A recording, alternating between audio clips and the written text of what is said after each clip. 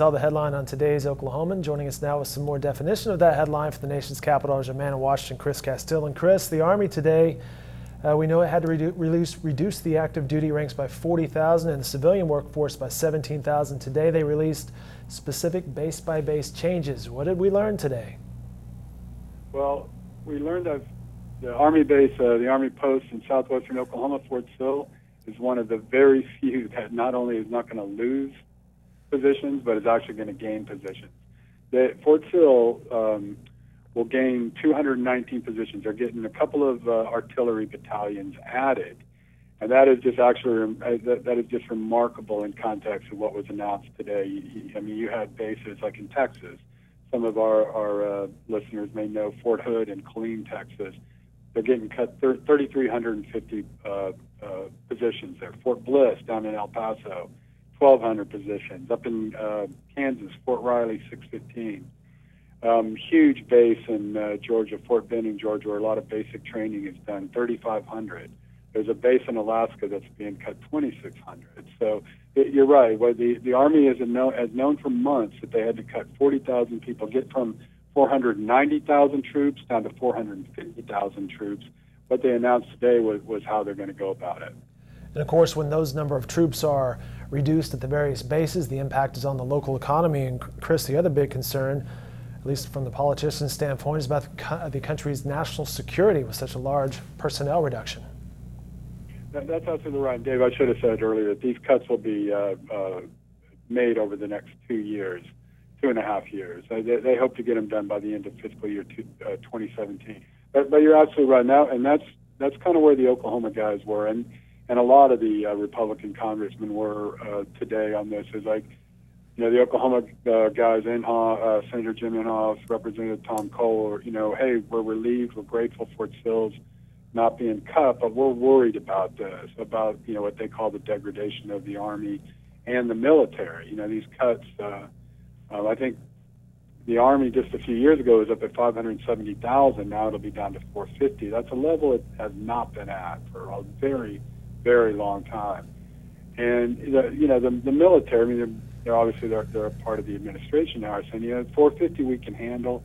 Anything below that, we can't guarantee, you know, national security at the level that we're at. So, you know, but at the same time, some of these lawmakers, you know, they make choices. You know, they're the ones who write these bills for the defense, for the Pentagon. They're the ones who make defense policy. And, you know, at the same time, the Pentagon's we want base closures to save money. We want to get rid of these airplanes to save money.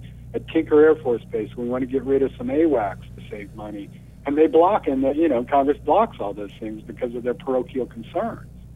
So, you know, something's got to give within a limited budget, and you know, personnel are obviously your most expensive. Your biggest cost is always going to be personnel.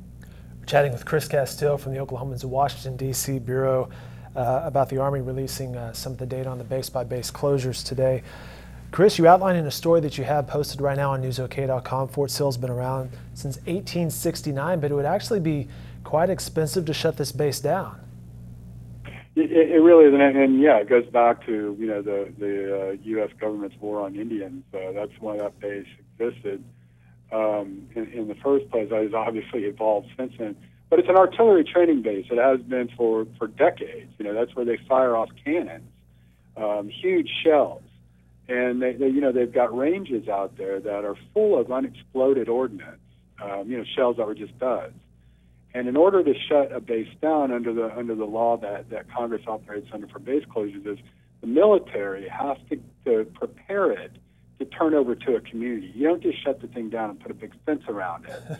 You've got to clean up that base and give that land to the community for other uses, you know, because of the economic impact. So that would be an incredibly expensive operation to clean up, you know, all that unexploded ordnance and the exploded ordnance out there. You know, just the environmental issues out at Fort Sill.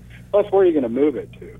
You know, it's not like there's a lot of communities that are probably, you know, saying, hey, come, you know, blow off cannons in our backyard. I mean, Fort Bliss down in El Paso has an absolute ton of land, but still, it's just an incredibly expensive venture. So I've covered, I think, every public. I have covered every public base closure round since the early 1990s, and I've never seen Fort Sill. I've never seen serious consideration given to Fort Sill. You mentioned that economic impact in your story. You say the Army estimates Fort Sill's economic impact on the area $1.8 billion last year, and that counts towards the pay towards retirees and the contracts. Chris, as always, we appreciate the information and the context. All right, Dave, glad to do it. All right, more coverage from Chris Castile on this story and other doings in Washington online at newsok.com and in the Oklahoman.